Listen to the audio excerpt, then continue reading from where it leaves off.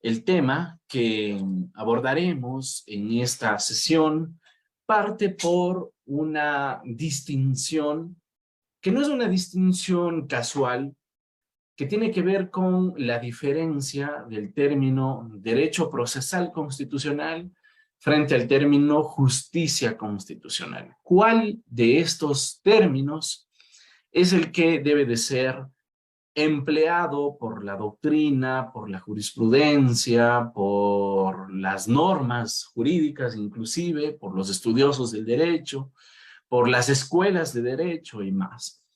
Normalmente esta inquietud surge porque pues, suelen ser tratadas como disciplinas semejantes, como si, como si estuviésemos hablando de sinónimos, cuando en estricto sentido cabe estudiar si es que esto es o no es así. Pues la justicia, porque de ser así, eh,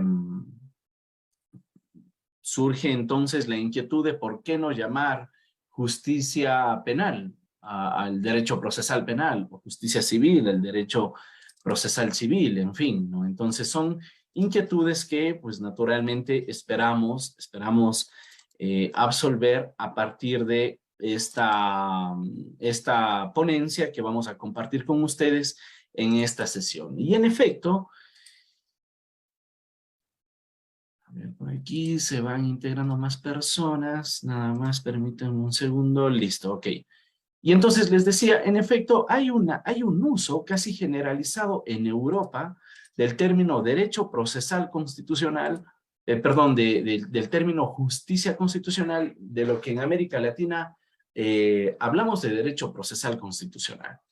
En nuestros días, el estudio del derecho procesal constitucional se concentra en los procesos judiciales que tienen por objeto materializar los contenidos sustantivos y orgánicos de la Constitución. Este es el enfoque que principalmente suelen evocar los juristas al enunciar el término derecho procesal constitucional. O sea, hay una idea de referirnos a juicios constitucionales, básicamente, ¿no? A procesos en estricto sentido.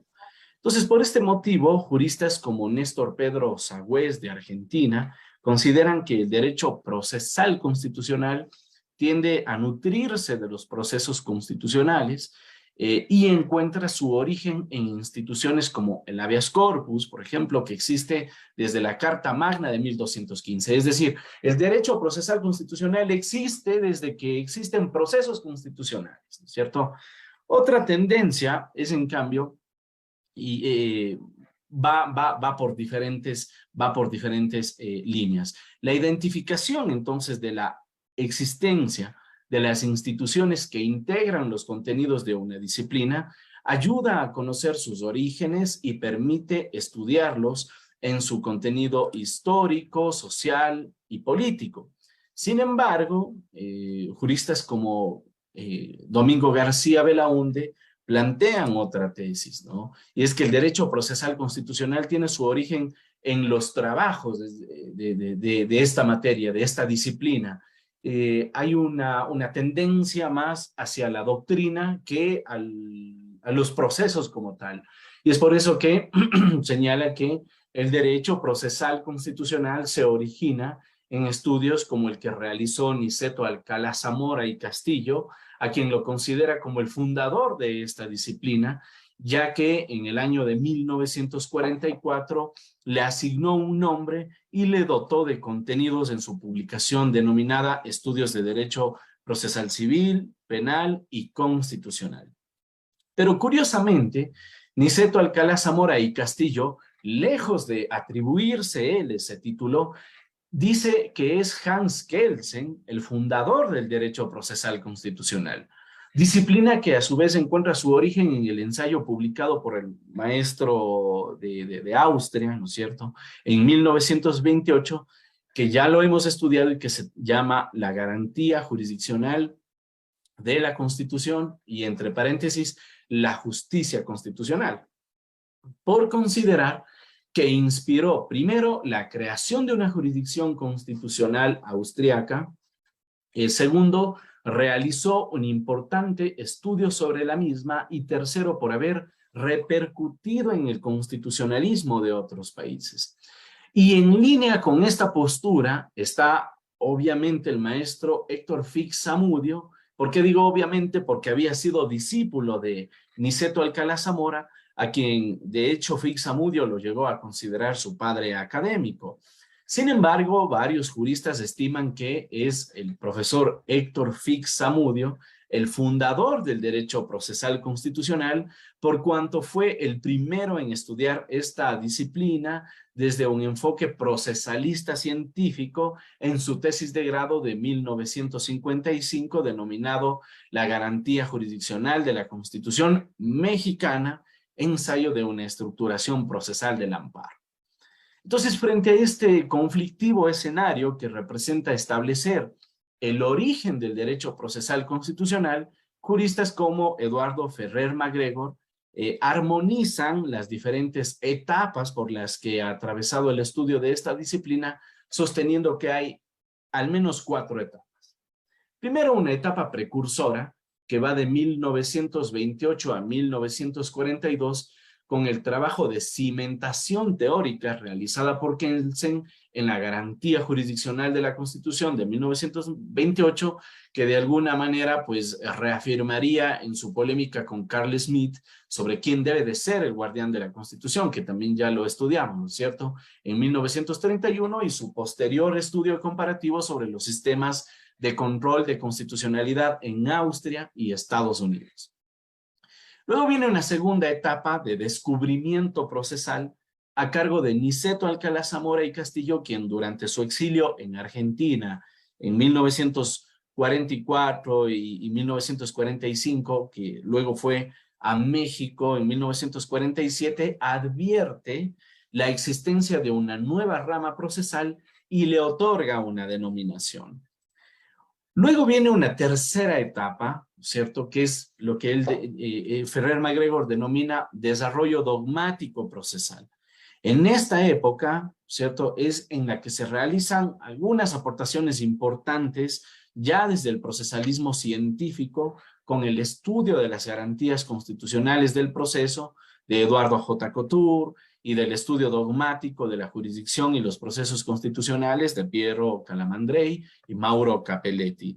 Y finalmente una cuarta etapa de definición conceptual y sistemática, lo denomina Ferrer MacGregor, época durante la cual se produce la configuración científica del derecho procesal constitucional, cuando Héctor Fix Zamudio publica su tesis sobre la garantía jurisdiccional de la Constitución mexicana. En tanto, representa el primer estudio de configuración ya dogmática de la disciplina, con la intención de establecer un contorno y perfil científico y no aspectos aislados de su contenido. Ahora, a las etapas antes señaladas se desprende en todo caso que el maestro Ferrer MacGregor incluye una segunda generación de juristas que estudian el derecho procesal constitucional, integrada principalmente por Domingo García Belaunde, quien en el Perú advierte la existencia de la disciplina procesal constitucional al estudiar el habeas corpus en su país en 1971, y también por Néstor Pedro Sagüez de Argentina con sus estudios sobre el amparo en 1979. A pesar del desarrollo del derecho procesal constitucional como una disciplina científica, el uso de esta denominación es propia de la corriente latinoamericana, mientras que en Europa prevalece el uso del término justicia constitucional para designar el mismo objeto de estudio. Y entonces, claro, esto resulta inquietante si tenemos en cuenta que en nuestros días el mundo apuesta por un constitucionalismo fuerte, que a su vez requiere de instrumentos sólidos que permitan hacer de la Constitución una norma jurídica. En efecto, tras la Segunda Guerra Mundial, la Constitución pasa de ser considerada un instrumento político a una norma jurídica que actúa como fuente del derecho, que invade con sus contenidos la actuación estatal, administrativa y normativa, pero además proyecta sus efectos en las relaciones públicas y privadas de los ciudadanos, de manera que una norma de tal magnitud merece instrumentos que permitan su exigibilidad y tales instrumentos deben estudiarse con la rigurosidad que exige este fin. Entonces, para adentrarnos en el estudio de los instrumentos que permiten la eficacia normativa de la Constitución, es pertinente reflexionar si es que estos se agotan en sí mismos todo lo necesario para cumplir este fin, o si es que requieren otros elementos que permitan ampliar su concepción y fundamentos de existencia, en cuyo caso es necesario un método. Ahora, tradicionalmente, el abordaje del derecho procesal constitucional ha consistido en el estudio de las garantías constitucionales, es decir, en clave procesalista, mientras que el abordaje de la justicia constitucional se ha ocupado principalmente de la jurisdicción constitucional y por este motivo en clave constitucionalista, ¿cierto? En consecuencia, el método para el abordaje de los instrumentos que dotan de eficacia a la Constitución ha sido vacilante, variando según el paradigma teórico del jurista que lo estudie. Esto, trasladado a la práctica, resulta peligroso en la vida de las personas que confían en la certeza de la Constitución. Pensemos en una madre que, habiendo sido privada de su libertad de manera arbitraria, no puede interponer una garantía de habeas corpus, pero este es propuesto por su hija de 12 años. Si el juez que conoce el caso lo aborda en clave procesalista, inadmitirá la demanda. Ni siquiera pasaría su fase de admisión. Nunca se tramitaría y mucho menos se llegaría a una decisión sobre el problema de fondo debido a la falta de capacidad procesal de la demandante asociada a su edad. Tiene 12 años. El juez en ese caso necesita una óptica constitucionalista que le permita visualizar el contenido, ¿no es cierto? Que le permita visualizar el contenido y el objeto de la garantía y comprenda que en virtud de este contenido y objeto, el requisito de capacidad procesal se flexibiliza porque hay formalidad condicionada y por lo tanto subsanaría una exigencia de carácter estrictamente procesal en aras de cumplir un fin constitucional consistente en la libertad de quien fue detenido arbitrariamente. Ahora, desde otro punto de vista, en el mismo caso, si el juez que recibe el habeas corpus no tiene reglas que fijen el procedimiento que debe de seguir, actuará de manera discrecional y por lo tanto sin certezas para los justiciables. Y en este caso hay acción y jurisdicción, pero no hay un proceso, una vertiente imprescindible para lograr el fin perseguido, que es la libertad. Podría entonces decirse que una constitución puede prever el habeas corpus, pero la sola creación de la garantía es insuficiente si es que ésta no es dotada de un contenido material y procesal. Por una parte, para comprender los fines que persigue y por otra, para su efectiva aplicación. Cabe decir que cuando nos referimos a los fines, hay una dimensión que siempre estará presente en el contexto de las garantías constitucionales que tiene que ver con la protección de derechos. Por lo tanto, estamos frente a una dimensión del derecho procesal constitucional que se alimenta de los instrumentos internacionales de los derechos humanos. La deconstrucción del derecho procesal constitucional a través del estudio aislado de sus instituciones precisamente conduce a la confusión de esta disciplina con las materias que lo fundamentan. De ahí la necesidad de realizar aproximaciones a los aspectos comunes y a las variantes de esta disciplina a partir de sus relaciones con el derecho constitucional y el derecho procesal y el derecho internacional de los derechos humanos, con las que guarda una suerte de relación parento-filial. Es decir, estas materias no es que absorben al derecho procesal constitucional, sino que lo cimientan, ofrecen las bases para poder hablar de una disciplina independiente. Entonces, de ahí la importancia de un método que permita un correcto abordaje de estudios sobre los elementos que componen el derecho procesal constitucional. Y en ese contexto, entonces, es que buscamos encontrar las bases o fundamentos de la existencia de una disciplina denominada Derecho Procesal Constitucional, estableciéndose su posición en el mundo del derecho, su grado de autonomía o independencia con otras disciplinas y los principales elementos que integran su objeto de estudio. Si es posible conocer los fundamentos de esta disciplina, también será posible establecer su naturaleza jurídica que coadyuvará a la certidumbre sobre la forma en que se administra justicia y la consecuente continuidad de la apuesta internacional por un constitucionalismo fuerte. Ahora, también gracias a los fundamentos de una disciplina es posible pensar en sus contenidos y zonas limítrofes. Y por esta razón, para el establecimiento del objeto de estudio del derecho procesal constitucional, es que vale realizar un análisis de las instituciones que esta disciplina logra armonizar, que le dotan de peculiaridades tan marcadas que imposibilitan su absorción por otras disciplinas. Esto se lo hace a modo de construcción, desde esta perspectiva se facilita la comprensión de las variantes que existen en los procesos constitucionales, siendo quizás este el método más cercano para la aproximación al estudio de una disciplina que va ganando autonomía. Entonces, si es que nos adentramos en la posición del derecho procesal constitucional en el mundo del derecho, podríamos decir que el nomen juris, o sea, la denominación de derecho procesal, apareció como una conclusión de múltiples reflexiones en torno a su contenido. Así pasó entonces el derecho procesal, por ejemplo, se lo conocía como práctica judicial, al derecho procesal se lo llamó también derecho judicial, práctica civil, derecho jurisdiccional, ¿no es cierto?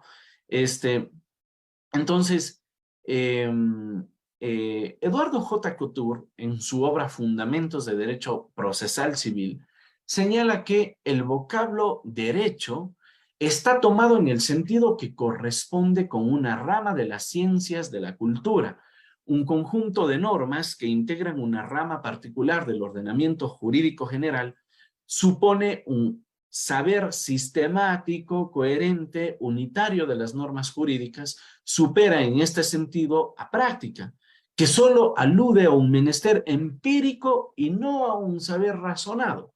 Supera asimismo a la simple enunciación de las leyes, pues el derecho es más que la ley.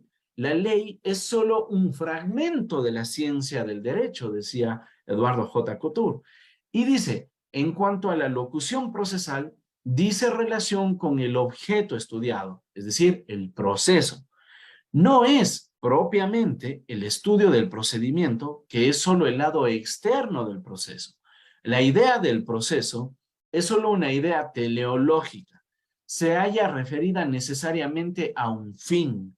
El proceso es un procedimiento apuntando al fin de cumplir la función jurisdiccional, ¿cierto?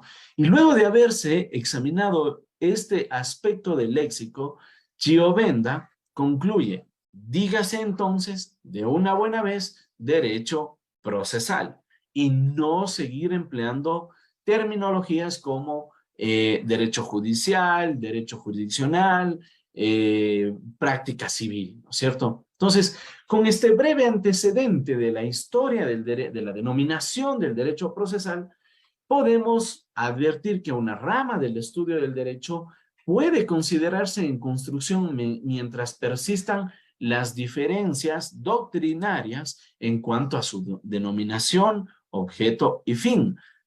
Y claro, este es el caso del derecho procesal constitucional, término que mayoritariamente se emplea en América Latina, cuya denominación varía con el término justicia constitucional, que es un término mayoritariamente empleado en Europa. Ahora, ¿a qué obedece esta falta de unidad en la denominación de la disciplina? Considero que la postura prevaleciente en Europa para hablar de justicia constitucional encuentra la respuesta en la terminología kelseniana, cuya influencia se expande hasta nuestros días, mientras que la postura latinoamericana para el uso preferente del término derecho procesal constitucional obedece a la influencia que desde la Universidad Nacional Autónoma de México provocaron Niceto Alcalá Zamora y Castillo y su discípulo Héctor Fix Zamudio. La Administración de Justicia Constitucional, en todo caso, es el común denominador de ambas terminologías. De ahí la importancia de la determinación del objeto y fines que persigue esta disciplina, pues hablamos de una forma de justicia que trasciende a la mera conflictividad entre particulares para posicionarse como una justicia especializada que materializa los contenidos políticos, jurídicos, sociales y axiológicos de la Constitución a través de procesos fijados por la misma en aras de precautelar su carácter supremo en el ordenamiento jurídico. Sin embargo, el estudio del derecho procesal constitucional o de la justicia constitucional oscila, por una parte, entre la asimilación en los estudios de derecho constitucional como un componente de esta materia y por otra, entre los estudios del derecho procesal como parte de aquella, y en otros casos, aunque minoritarios, como disciplinas independientes, sea como derecho procesal constitucional o como justicia constitucional. De hecho, si observamos algunas ofertas académicas a nivel de América Latina, vamos a encontrar algunas maestrías que entre sus, en maestrías en Derecho Constitucional, que entre sus asignaturas establecen temas como, por ejemplo, control constitucional, o garantías jurisdiccionales, o práctica procesal constitucional. Mientras que en Europa, algunas maestrías en Derecho Constitucional más se refieren a justicia constitucional, a justicia y derecho comparado, ¿no es cierto? Y en otras instituciones también a nivel de América Latina, quizás hay dos ahora recientemente en el Ecuador, inauguró la Universidad de las Américas también una nueva maestría en Derecho Procesal Constitucional, pero estaban sumamente limitadas. Una a la Universidad Nacional Lomas de Zamora, de Argentina, y otra a una institución, al Centro de Actualización en Derecho, la CEAD, en México, en la que se estaba ofreciendo una maestría en Derecho Procesal Constitucional. Entonces, como vemos, todavía hay esa tensión de que en Europa lo llamen justicia constitucional, en América Latina la llamen procesal constitucional, y también todavía dentro de la disciplina de las maestrías de constitucional se hable de procesal constitucional y también en las maestrías de derecho procesal se hable también de procesal constitucional o de justicia constitucional indistintamente. Entonces, esta oferta, que más o menos hacemos referencia, nos permite observar que el abordaje del derecho procesal constitucional o de la justicia constitucional, pues no está claramente delimitado a pesar de la importancia que tiene en el mundo jurídico. Entonces es una disciplina en construcción que requiere ser analizada a profundidad con la finalidad de establecer sus objetivos, contenidos y fines determinados si en efecto es una disciplina que se subsume en otras ramas del derecho como el constitucional o el procesal, o por el contrario es una disciplina independiente. Entonces, la idea de la supremacía constitucional se encuentra fuertemente arraigada en los estudios doctrinarios y respaldada por los ordenamientos jurídicos. Su eficacia depende de los instrumentos que permiten su operativización, de manera que puedan hacer de la Constitución una norma con la suficiente fuerza para influir en la vida política y social. En consecuencia, el estudio de los instrumentos que permiten la materialización de los contenidos constitucionales debe de tomarse en serio, bajo el riesgo de que su débil o inadecuado abordaje debiliten a la norma constitucional en detrimento del orden público, jurídico y social del Estado, y de allí la relevancia de establecer la posición que ocupa el derecho procesal constitucional en el mundo jurídico. Entonces cabe la pregunta, Lo llamamos derecho procesal constitucional o justicia constitucional. Cuando empleamos la terminología de alguna disciplina jurídica como derecho administrativo, derecho penal, laboral, inmediatamente podríamos evocar una idea más o menos similar sobre su objeto de estudio, ¿no es cierto? Alguien va a decir, bueno, el derecho laboral es tal cosa y alguien más dirá, sí, estoy de acuerdo, ¿no es cierto? Pero no sucede lo mismo cuando se emplea el término derecho procesal constitucional. Porque para algunos juristas evoca la idea de justicia constitucional, que es también considerada su sinónimo. Y pues de ahí es que radica el problema. Pretender definir un término a partir de su sinónimo refleja la falta de conceptualización de ese término. Entonces, asumiremos la tarea de abordar las terminologías empleadas en Europa, justicia constitucional, y Latinoamérica, procesal constitucional, con la finalidad de acoplar el uso del que tenga mayor propiedad en virtud de sus fundamentos. En 1803, la Corte Suprema de los Estados Unidos dicta la sentencia del caso Marbury versus Madison. A partir de este hito jurídico se crea el modelo del control difuso de constitucionalidad, en virtud del cual todos los jueces deben asegurar la supremacía de la Constitución en los casos concretos, si bien en este momento constituye un referente en cuanto al primer ejercicio de justicia constitucional. No se empleó este término, o sea, justicia constitucional, ni se profundizó en su contenido.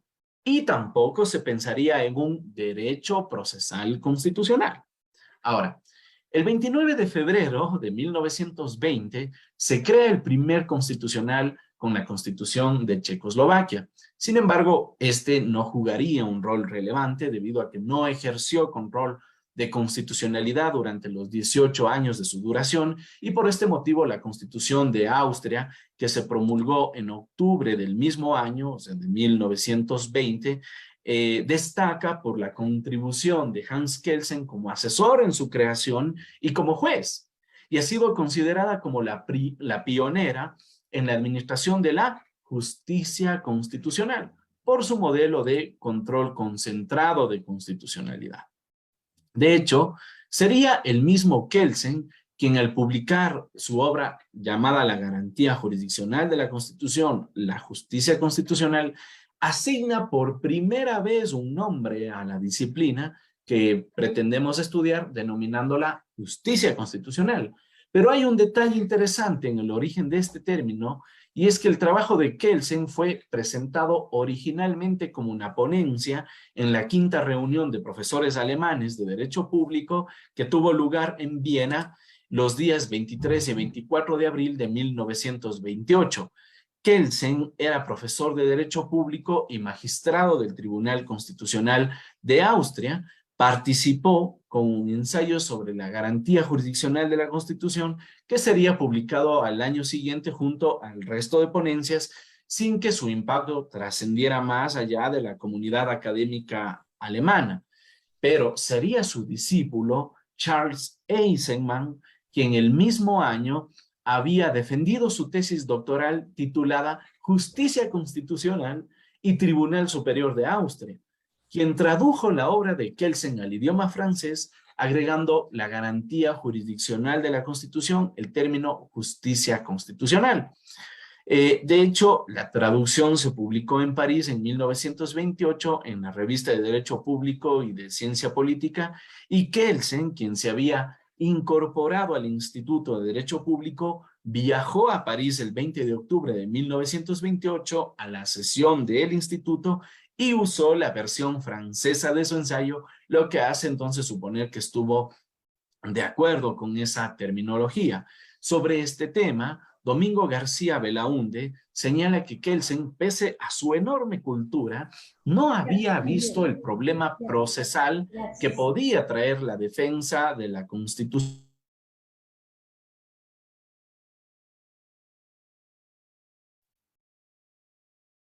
Perdón, se me apagó por aquí el micrófono. Ok, entonces, eh, ¿por qué sucedió esto? ¿No es cierto? Ya que el texto fundamental de 1928 de Kelsen descansaba sobre la armazón teórica que Kelsen había elaborado 3 años antes, en 1925, en su obra Teoría del Estado, en la cual, si bien se menciona el problema de la constitucionalidad de las leyes, se apoya básicamente en la literatura clásica sobre la teoría del Estado, sin referencia alguna con el mundo procesal. Además de los tribunales constitucionales de Checoslovaquia y Austria, en 1931, con la Constitución Republicana de España, se crea el Tribunal Constitucional de este país, destacándose 2 atribuciones de este nuevo organismo: el recurso de inconstitucionalidad de las leyes, siguiendo el modelo austríaco, y el recurso de amparo para la defensa de las garantías individuales, de influencia mexicana. No nos olvidemos que la Constitución mexicana es de 1917. No obstante, la duración de este reciente tribunal sería corta porque arrancó sus funciones en 1933 y duró hasta el 36 con el estallido de la Guerra Civil Española. Y entonces ahí se van atando inclusive los personajes históricos, ¿no es cierto? Porque el estallido de la Guerra Civil Española sorprende a Niceto Alcalá Zamora y Torres cuando estaba de viaje por el norte de Europa y, enterado del saqueo de su casa e incautación de sus bienes personales, decide no volver a España y con sus hijos, entre ellos el procesalista Niceto Alcalá Zamora y Castillo, se asilan en el país vecino de Francia. Los dos parten, ¿no es cierto?, a este lugar, parten a Francia y permanecerían allí hasta 1940, digamos del 36 al 40, primero en París y luego en Pau, cerca de la frontera española, y con la visión, con el proyecto de irse a la Argentina. Pero la derrota francesa y la ocupación de París por los alemanes en 1940 aceleran su viaje a América, a la que parten desde el puerto Marsella. Niceto Alcalá Zamora y Castillo, quien antes del exilio había sido catedrático de Derecho Procesal en la Universidad de Valencia, a su arribo a América se adentra en el mundo del derecho procesal argentino y recopila varios ensayos que había trabajado como procesalista, y en el 1944 publica un libro titulado Ensayos de Derecho Procesal, Civil, Penal y Constitucional. Y así el término derecho procesal constitucional queda consagrado por uno de los procesalistas europeos con mayor influencia en América Latina. Entonces, el término derecho procesal constitucional gozaría de la defensa de su precursor Niceto Alcalá Zamora y Castillo. En referencia a las codificaciones procesales argentinas, sostenía que era un error haber llevado al amparo a un código de procedimiento civil, puesto que el amparo tiene naturaleza procesal constitucional y merece una ley especial.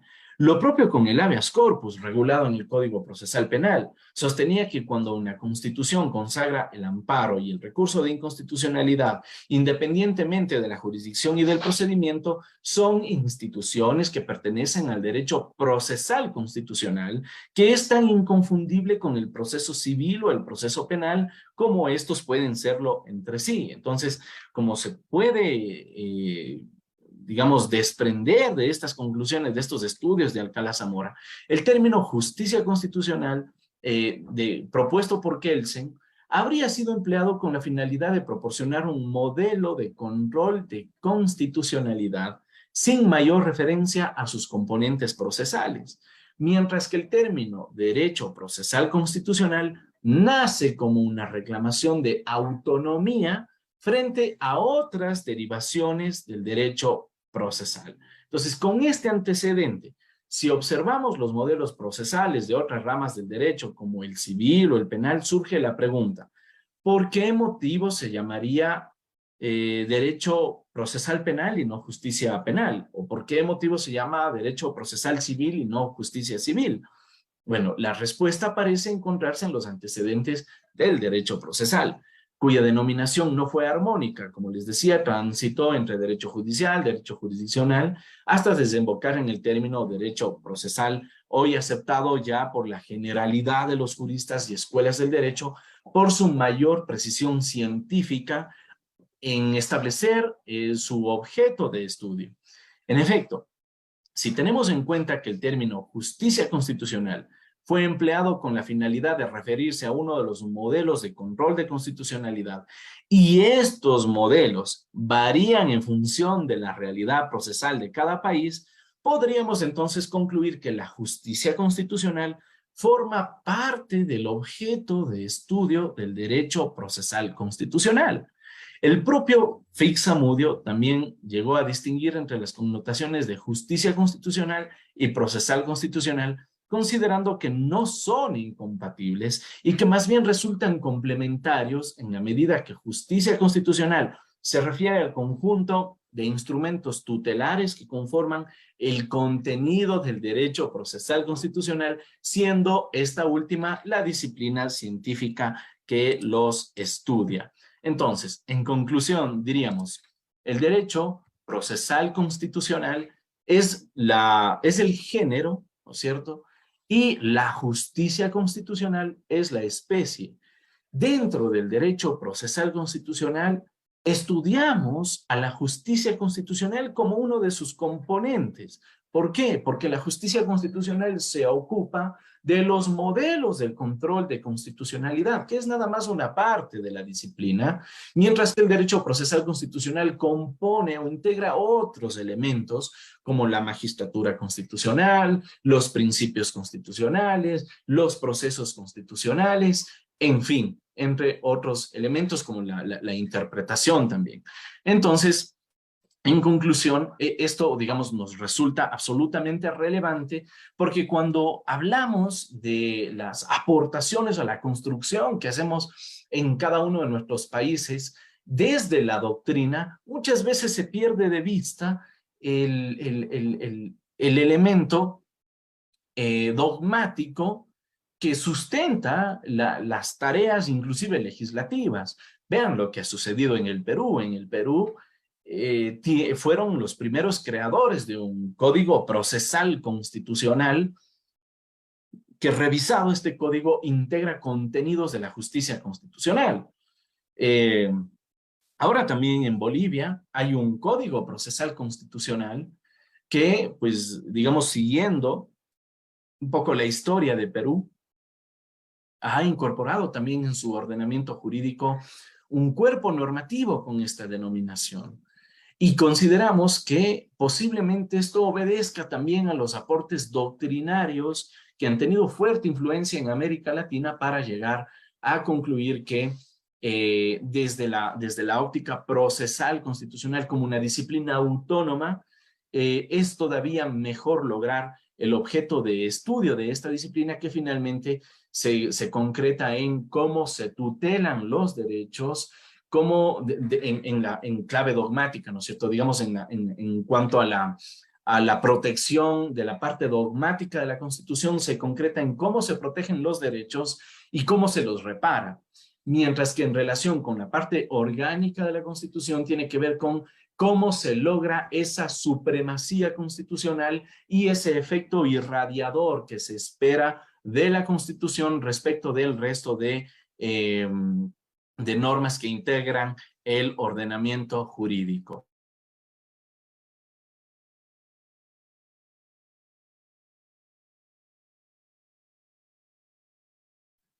Muy bien, entonces hasta aquí pues quiero compartirles mi intervención y voy a dar paso a las preguntas. Por aquí hubo algún participante que levantó su mano. Bueno, pues tiene la palabra, lo escucho. Entre tanto voy también a revisar las preguntas en redes.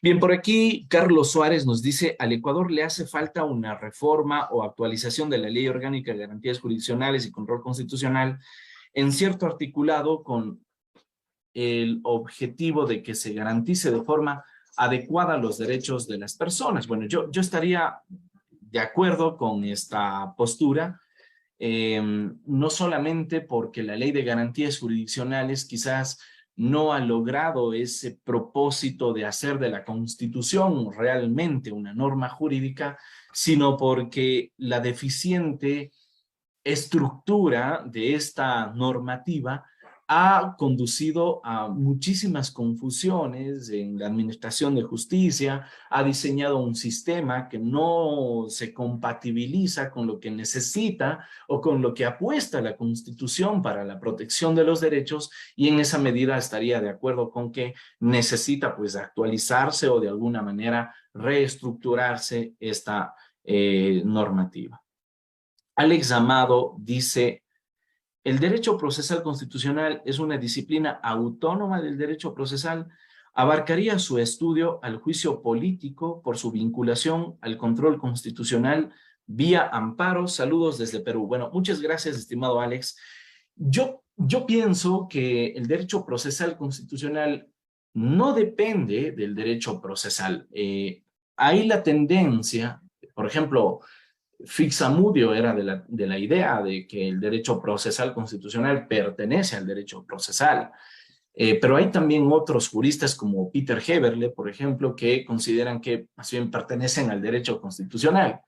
Yo pienso que el derecho procesal y el derecho constitucional, más el derecho internacional de los derechos humanos, fundamentan el derecho procesal constitucional. Digamos, a través son vertientes del procesal constitucional y hacen que se integre una disciplina nueva que los logra armonizar de una manera tal que configuran una nueva disciplina autónoma caracterizada como ninguna otra disciplina del derecho procesal. Por eso su independencia del derecho procesal en general.